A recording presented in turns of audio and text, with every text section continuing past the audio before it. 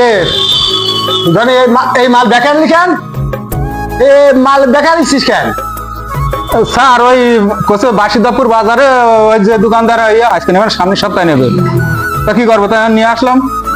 এই যে মাল এই নিয়ে এই গোডাউন কি করেছে, সব মাল এই যে এইভাবে রেখে দিছি। এই যে মাল এইভাবে রেখে দিছি, এই মাল আমার চলবে কি করে?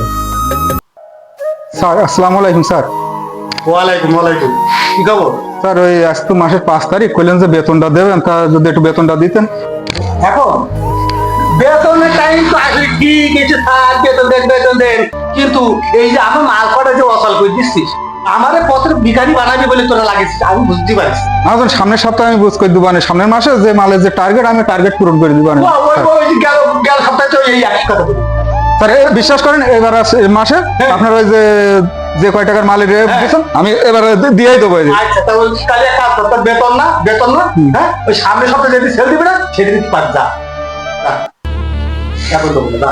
সেলসম্যানের চাকরি করতে এসে দেখুন কত বড় বিপদে না এই ভাইটি পড়েছে। কারণ সেলসম্যানের চাকরি এমন একটি চাকরি যেখানে টার্গেট পূরণ করতে না পারলে, মাল ফেরত নিয়ে আসলে তাদের স্যারেরা যেভাবে বকাঝকা করে, তারই এটাই একটা বাস্তব প্রমাণ।